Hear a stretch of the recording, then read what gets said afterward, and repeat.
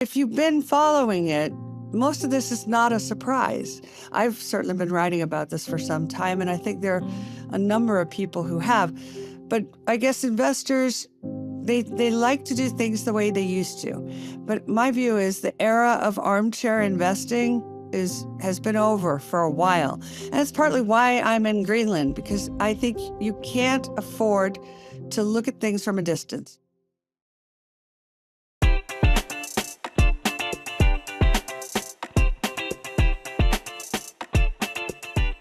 Welcome to Merryn Talks Money, the podcast in which the people who know the markets explain the markets. I'm Merryn Webb, and this week I am speaking with author and CEO of the Geopolitica Institute, Dr. Pippa Malmgren. Pippa is one of our favorite guests. She's advised prime ministers and presidents, and she's back, I think, for the second or third time on this podcast.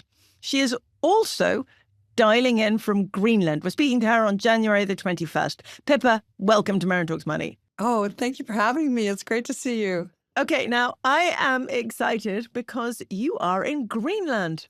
I am. Which is astonishing because we have done nothing for the last couple of days except for talk about Greenland. But what we haven't had is a conversation with someone who is actually in Greenland. Now, you have always talked about the future being about hot wars in cold places.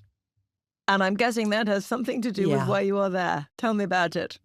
I started writing about why the Arctic was taking a central position in global geopolitics in just around 2021, 2022. And what's amazing is now seeing all the cameras of the world focused on being inside the Arctic Circle. The streets here, virtually every street corner has a journalist on it. But interestingly, I don't get the sense that many people are actually talking to the Greenlanders, which is why I'm here. So I'm speaking to the Inuit senior leaders to try to understand their positions. And it's very interesting, and it's very different, I think, from what most people expect. First of all, we'll get to this, but I don't think you can understand Greenland as an issue by itself. It's in the context of a much, much bigger kind of geopolitical monopoly board, I would call it, where the superpowers are moving pieces around and swapping and trading. And so we'll come to why Greenland has a lot to do with Ukraine and some other issues. But in terms of its own merits, the Inuit are fundamentally of the opinion that they just want independence from all you guys. And they were on a track to independence with the Kingdom of Denmark when the President of the United States, in their view, kind of rudely interrupted things and has set the independence conversation back. Worse, their view is they agree that the strategic security interests of Greenland obviously lie with the United States. But the culture here, and I can feel it when I go around, it's culturally very Danish and very European. And so they don't want to have to make a choice. So there's sort of their message is, we're not for sale, but we're open for a deal, right? We're not for sale, but we're open for business. Okay. I mean, I suppose that's an important question because, you know, when we talk about the independence of Greenland, the Greenlanders actually wanting to be an independent country, that's impossible to finance as a standalone business, right? I mean, that would require input from Europe somehow or the US somehow. It's not like you can suddenly declare independence and support yourself. Right. So again, let's think of it this way. The Inuit have been here for tens of thousands of years. Their view is the Kingdom of Denmark and the United States are these recent constructs, newcomers that have pitched up on their shores. And one of the Arctic leaders said to me, all these superpowers want to be in the Arctic Circle, but let's see how long they last. In other words, they don't last up here because it's bloody freezing up here. It's hard to live here. And so these Greenlanders are very sophisticated. They're very clever. They're very savvy. And how do we get the best deal out of all these folks that are angling to be here? So then we can maybe come to the bigger picture, which is, you know, a lot of commentary is about how this is all about the rare earth metals. I don't actually think that's right. I mean, yes, it has a value, but let's remember that there are rare earth metals all over the place. It's the refining that's the issue, and Greenland is not going to be excited about having the toxic refining process happen here. And yes, there are some particularly important rare earths here, like dysprosium, right? Things that people never heard of. But that's still, as you say, not enough for a business model. So, what are the bigger issues? I say number one, the space race. And we have to remember to do the space race, you need ground station links to satellites. The most effective location for that is the Arctic, which is why Svalbard in Norway, the Longyearbyen ground station, has such a high importance. And right now it's surrounded by NATO ships guarding because it's so critical for it's like an umbilical cord from data in space to Earth to the subsea cable network. But to do all that, there's a heavy emphasis on Arctic ground stations. So one reason you can see why the United States wants at least the north of Greenland is to have the space base there become a ground station, a more important ground station. Because right now there's one single point of failure, which is Svalbard. There is a space station, a U.S. space station, not space station, a ground station on Greenland already, right? It's a military base. It's not aimed at data links the way that Svalbard is. Right. Yeah, but it can that's be a different thing. Yeah, and in the old days, space stations were about launching stuff. In the new world, you don't need to launch anything. I mean, there's some launching that will happen, but a whole lot of construction will happen in space now with self-assembling, self-replicating 3D printers. So you don't have to go through the whole rocket business in the same way that we used to assume we had to. Okay. But I think there's something bigger still, which is what is happening in Ukraine. So, and again, these are like facets of a very complex puzzle. But so Trump's view is he is trying to cut a peace deal with Russia and negotiating it with China to bring the hostilities in Ukraine to an end. His feeling is the main opposition to getting to that deal are the Europeans. And the Europeans don't have the means to take on Russia, and they will have to because this will metastasize beyond Ukraine if they persist in having the fight. Russia's made that clear. So the President Trump has said very clearly, okay, the United States is out. We don't want to be in that broader fight. If you guys want to have that fight, you can buy American weapons, but we're not part of that. However, if you're going to do that, then Greenland becomes critical because where would Russian nuclear capabilities show up? They would have to come through the Greenland, Iceland, UK gap, what's called the GU gap, which everybody's forgotten about now, but that was a huge deal during the Cold War. And so owning that space becomes vastly more important if the Europeans insist on continuing with the hostilities in Ukraine. And then I would add, controversially, the data links that we currently have at Svalbard. Svalbard is technically Norway, but it's controlled by an agreement, the Svalbard Treaty, which dates from around the time of the Treaty of Versailles. So more than 40 countries have a right to be in Svalbard, including Russia, which is only 400 nautical miles away. So is there a chance that Norway would start to retake control of those data links to the disadvantage of the United States? Yes, we're starting to see press reports to that effect. Therefore, would the United States need to build its own independent data links to space? Yes. And where would you want to do that? Also inside the Arctic Circle. And remember, the U.S. only has one other position in the Arctic Circle, which is in Alaska, which is too far away to track what comes through the GU gap. So this is why, and I'm going to emphasize, there are rumors, and it's strictly rumors, but there's rumors that one possible deal is that Greenland is actually, in a sense, split in half or partitioned in some way that allows the U.S. to have a kind of total effective control without needing to consult anyone in the north, and the Kingdom of Denmark to remain in the south. Now, of course, I'm not saying it's a done deal. I'm not even saying it's a negotiating point. I'm just saying word is that's part of the conversation. Okay, Pippa, a lot of people, when they look at what's happening in Greenland at the moment, or they look at Trump's comments on it, they say the US already has the ability, based on the various treaties that are in existence at the moment, to do whatever they want in Greenland. There's no problem Yes, here. from a strategic security perspective, So that's why true. do they? Why Yeah. does the US need to own it rather than just continue to operate under those treaties? This is exactly my point. The one thing that I can think of that makes sense is if the Norwegians are going to exercise firmer control over the Svalbard ground station and data links, then the US would have to build its own. And to build its own, you don't want to be in a situation where you're sharing sovereignty with another European nation that could do the same again. You want to have your own independent control over data links to space. And remember, the Pentagon is crystal clear that space is the most important warfighting domain. So this is the highest priority of the United States, is to have real control over space as a warfighting domain.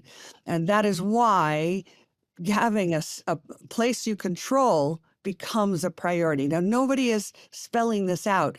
I'm explaining it because I happen to know a lot about the nature of space as a priority from a Pentagon perspective, and the data links being so limited to one location. And if you Google it, you will start to see press reports that the Norwegians are beginning to take greater control of that data link. And personally, I think this may be the explanation behind that strange letter or note that President Trump sent regarding the Norwegians. Yes. You could read between the lines and say it's not actually about the Nobel Prize. What it's about is them exercising greater constraint over the Svalbard data link. Okay, so a lot of this is really about the US believing that all of its allies are unreliable.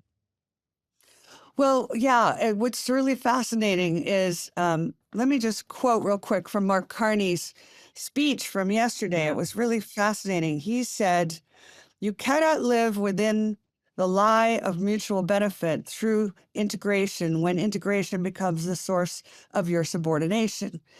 Trump would say, exactly. That's exactly right. And the U.S. had been subject to a subordination through the international rules-based system that was no longer working to the advantage of the American public. And that is why he is stepping away from that rules-based system. For Mark Carney, who represents the opposite view, that the rules-based system was the solution, although even he said yesterday that it was a fiction, a useful fiction. Either way, the bottom line is the U.S. position under this president is that the existing rule system has absolutely been working opposite to the interests of America's economy, America's citizens. Can I just go back briefly? There's so many things I want to pick up, but I want to go back very briefly to peace in the Ukraine and Trump's idea that the only people who don't want it are the Europeans. Will you just break that down for us a bit? Right. Well, I mean, I think if you've been tracking it, you can see that there was progress being made both with China and Russia coming to some kind of a agreement that certain parts of Ukraine were fundamentally Russian and could be returned or in some kind of Russian oversight situation versus the rest of Ukraine that isn't and doesn't want to be part of Russia. So back to this concept of a partition, of a drawing a line, of a kind of a North-South Korea kind of discussion. The Europeans across the board have been completely opposed. And I mean, there's so many comments, it's not hard to track this. And the White House has been like, why? Why do you guys want to keep this going? Well, I must say my own theory is that it's not on its own merits. It's the fundamental problem for the Europeans is if there's a peace deal in Ukraine, they are very unlikely to get paid back what Ukraine owes them. And not only that, but the confiscation of the Russian assets by European nations, they thought they'd never have to pay that back. But if there's a peace deal, they will have to pay it back, which is why there's been a kerfuffle in Brussels over, the handling of those Russian sanctioned assets. And so a question is, do the Europeans think that the hole that would be created by a peace deal is so significant that they can't afford a peace deal? Is that a possibility? And I think more and more Washington thinks that's what's driving this, especially since the Europeans don't have the finances or the means, although they are saying they do, but kind of everybody goes, they don't really have the finances or the means to really properly handle what Russia would represent as a threat. No. Okay. And another part of this, presumably what's going on here is the US wanting to make sure that Europe really, really does push up defense spending and develop the capability to defend themselves without having to rely on the US constantly. And so maybe a lot of the conversation around Greenland, et cetera, is connected to that too. I would agree completely. It's certainly it's a leverage to compel, and I would say Trump will view it as even more than a crowbar. He will also view this as a way of getting it into the headlines all over Europe, that the leadership of Europe would prefer to ramp up the conflict with the Russians than to calm it down, because then the public become involved. So what does this all mean? What does it mean for markets, for investors, for the future? And when I look at it, I think, well, okay, I'm going to be wanting some gold, I'm going to be wanting some more defense stocks, and I'm going to start thinking there might be a commodity super cycle ahead. If everyone wants to bring back their sovereignty, rebuild their domestic industries, rebuild their defense industries, all this type of thing. That seems where it's going to go, right? So I'm going to say this very carefully. Okay. I think what we have to consider now is the possibility that Mark Carney is right, that we're dealing with a rupture within NATO. This is not a transition, it's a rupture. And so this will become a big issue for the financial markets. And you know me, I'm normally an optimist. I always see the silver lining. But this is something that the markets had not anticipated. And let me go further. Already Britain, Canada are saying, we're going with the Chinese, right? Canada has already said, we are open for business. A year ago, Mark Carney said China was the problem. Today, he says China is the answer. In Britain, already a closer alliance with the Chinese, and it's demonstrable in so many different ways, including the new embassy. Right. So then the U.S. is going to be like, right, you're not only not my ally, you are aligning with our, let's say, not opponent, because the U.S. has been downgrading China as an opponent, but nonetheless, an entity the U.S. has strategic security issues with. So this is a transformation of the geopolitical landscape that markets have not priced in, they have not thought about. On the subject of China, can I just shift our conversation slightly? Because it seems to me that one of the most important numbers that have come out this week, there's a lot of important stuff going on this week. There's Davos, there's Greenland, there's what's going on in the Japanese bond market, etc. But there's also been a number under 8 million, the number of births in China last year. So the number of births in China has absolutely collapsed. I mean, way faster than anyone expected. And the demographic change around the world is faster, more shocking than I think any forecasts expected. This is not really related to our previous conversation, but it still seems to me to be another massive thread in macro conversations. Do you look at that at all? That's related to the larger question of what is the true condition of the Chinese economy right now. And I have argued for some years now that I think it's in worse shape than we acknowledge. And I do think that the Communist Party in China has been more open to having a dialogue and discussion with Trump on the grounds that they're not really in a great place to enter a conflict with the United States. And let's face it, they had a one-child policy for so long. Are they really prepared to lose their one child in a conflict? Plus, these days, the conflict it won't be like in Ukraine. This will be super high tech and so massively destructive that neither China nor the United States wants to go down that road, which is why they've been talking about what more collaborative things could we do. So basically, Trump's message to the Chinese is, we have two choices. We can go to war. It's going to be ugly, messy, expensive.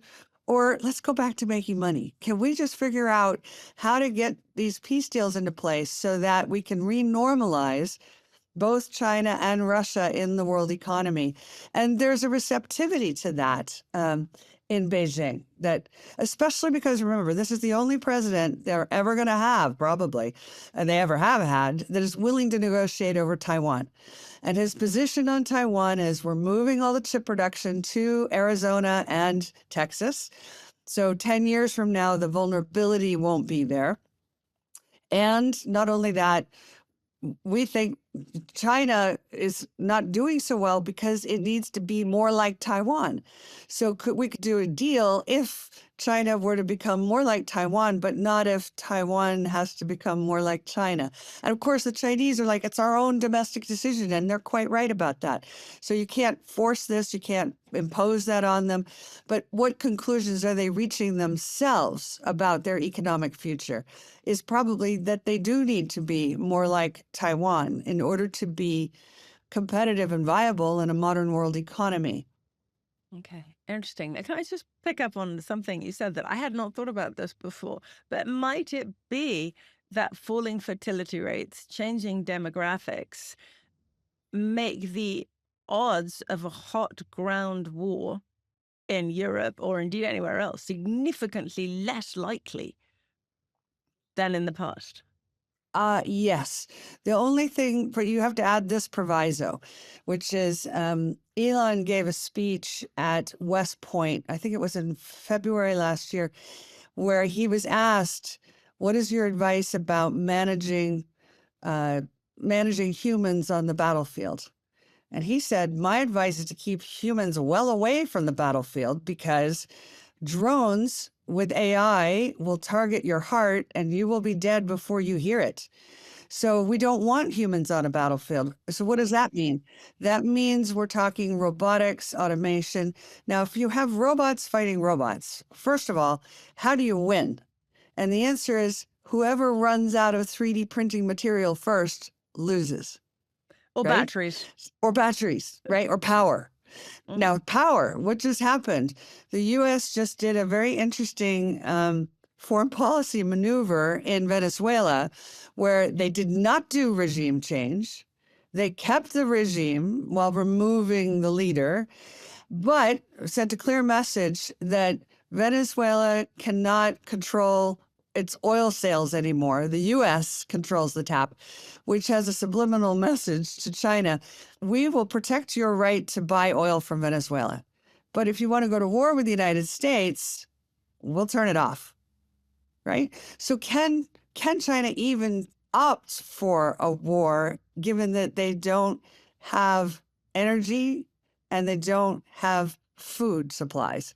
So again, Trump doesn't want to humiliate anyone, but if we want to bring China into a better place with a better future, and I think it's true for the United States as well, right? Which is going to get us to a better future faster? Going to a conventional war or finding diplomatic resolutions that let us all go back to doing business and making money again. So it's not specific and it's not aimed at China. It's more a kind of universal principle. And I kind of describe it as there are two choices, Star Wars or Star Trek. Star Wars is where we go to war with people. Star Trek, which is what everybody seems to be leaning towards, is let's go to war with problems. Let's use supercomputing and AI and all our new capabilities to just keep solving problems so we can grow food better, faster. We can find rare earth materials and convert them with less toxic processes, et cetera, et cetera. And honestly, I don't see why the superpowers will opt for Star Wars in this environment. The big risk here is between Europe and Russia. It seems from what you're saying, that's where things might go wrong because the wrong choices will be made. Yeah. And but also, could we start to see a strange alignment between China and the Europeans and Russia and the United States? Then that's a completely different geopolitical configuration than anybody's really thought through. And notice that, again, Trump is trying to build a kind of parallel structure to the United Nations right now. There's huge skepticism about his new peace board, but basically he's anticipating that this is a real possibility. Once Canada, Britain, France are inviting China to be their partner, which they do seem to be, and at the same time preparing to take on Russia. And let's not forget, China's moving into the east of Russia very, very quickly now. And Russia had only recently announced that it's dropping the visa requirement for Chinese and Indian nationals because they want the East developed. They want investment. They want the high-speed rail. They want the ports. So understanding what's happening to the Chinese-Russian relationship becomes central to our understanding of the future. Now, one of the other things that you mentioned earlier in the podcast is energy. And the Japanese experiment, it shows that it is possible to beam energy direct from solar panels in space to Earth. Now, this doesn't solve our problem with the grid. Obviously, everyone's electricity grids still need to be upgraded, but it certainly solves our problem with intermittent renewable energy, right? And that could bring in a great age of energy abundance. And if we can stop fighting over energy, things could get better globally anyway. Well, I agree with that. And I would add to the picture that we seem to be making incredibly fast progress on nuclear fusion. Part of the reason that Trump has appointed Jared Isaacson to be the administrator of NASA is because of his vision that we need to convert NASA from being a scientific research organization into being an operational organization that is aiming at getting to the energy supply on the moon, which is helium-3. Now, there's some helium-3 on Earth. There's quite a bit in Minnesota, for example. And now we can more and more create it in a lab as well. But bottom line is, if you want to do nuclear fusion, you need helium-3. And if you want to do quantum computing, you need helium-3. So the race to get to the moon and get it is on. Pippa, everything that looks chaotic to everybody else, to a lot of other people, to you looks rational, straightforward. I see an opportunity to turn what appears to be chaos into opportunity. And I think that is what we do in markets. That is the magic trick that good investors engage in, is to get past its chaos, because that means you're stuck in an old mentality. And also, it means people have not been following geopolitics very closely. They just didn't think it was important, or they didn't know how to discount it. But if you've been following it, most of this is not a surprise. I've certainly been writing about this for some time, and I think there are a number of people who have. But I guess investors, they like to do things the way they used to. But my view is the era of armchair investing has been over for a while. And it's partly why I'm in Greenland, because I think you can't afford to look at things from a distance. You have to go and try to understand what is actually happening. It's why I'm involved in tech, so that I get a front row seat on what is actually happening in this field, build networks of people that can inform you. So I think getting more involved, even for your retail community of investors who say, well, I can't just hop to Greenland, or even if I did, I don't know anybody there. Nonetheless, the ability to do deep research now, because the internet is available to us, is there. It's just people don't do it. because they think, oh, I'll just park my money in the pension and I'm good. But I'm not so sure that works anymore. Yeah, the age of extrapolation is over, right? Yeah. Yeah. Yeah. But, they don't have to go and do all that, Pippa, because they've got you. They've got you. And they've got the Merryn Talks Money podcast to explain all this stuff. And we are very, very grateful. Listen, one last question for you, because I know you want to get back to Greenland, which is a lot more interesting than talking to me. Hedging against the risks of everything going horribly wrong. Do you do that with gold? Do you do it with silver? Do you do it with a portfolio of metals? Do you do it with Bitcoin? I, first of all, take the view that there isn't one answer that applies to everybody, because it depends, A, what are you already long? And B, what are your actual skills? So I think one question is, which do you trust more, a committee of people or algorithms? For people who prefer outsourcing decision-making to algorithms, they're going to lean into Bitcoin. They're going to lean into stable coins. For people who trust committees of people, they prefer having the Fed making decisions about the value of money and interest rates and all that stuff. So that's a fundamental question. Where do you stand on that issue?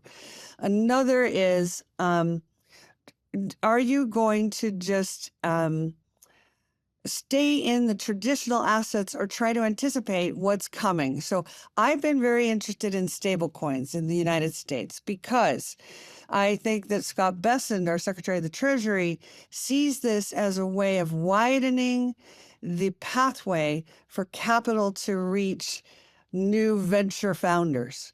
In other words, he's saying we don't need one Elon Musk. We need thousands of them. We need new entrepreneurs to be able to get liquidity and capital so they can build and create whatever it is they're creating. So stablecoins are a way of breaking the lock that Wall Street has had on who gets money, and they give money to very few people, and they only give it to unicorns. Scott Bessent's like, well, what about a half a unicorn? What about a quarter unicorn? Those are still very important businesses for the economy. So I'm interested in stablecoins, not because I think that every single one of them will be successful, but because the philosophy behind it tells me the U.S. is finding ways to get more entrepreneurs going. And some of them will fail, but more of them will succeed. So I think these philosophical questions you have to answer first before you get to, what commodity am I going to buy? Silver is interesting because it's needed for actual industrial operations and technology. You can't do electric vehicles without silver, for example. So silver has a real demand, and we can't yet create it in a lab, although I'm betting that we will be able to create silver and gold in a lab in pretty short order, given supercomputing and AI, right? Alchemy. Alchemy is starting to happen. It's already possible. I mean, I'm told it is already possible to create gold in a lab, but it is so phenomenally expensive that we can't touch it yet. But the price of gold goes up, who knows? Exactly. Look, we're in a new materials revolution where the new Willow chip from Google has already allowed the discovery of over 380,000 new materials and 2 million new crystals. So our capacity to create reality atom by atom by atom and build new materials in this way, this is a revolution in the course of human history. It's literally an evolutionary leap. And so is investing going to change because of this? Yes. I come back to that Star Trek, where you start to be able to create whatever you want just by imagining it, because now you can literally paint reality into being with atoms and electrons. Yeah. Pippa, thank you. Thank you so much. That was absolutely fascinating and hugely, hugely valuable. And I think we're all quite envious of you being on the ground in Greenland and seeing what it's like. And we hope that we will hear more about it at a later point. We will be keeping a very close eye on your Twitter account to see what you're seeing and what you're seeing and what you're saying. Wonderful. Wonderful.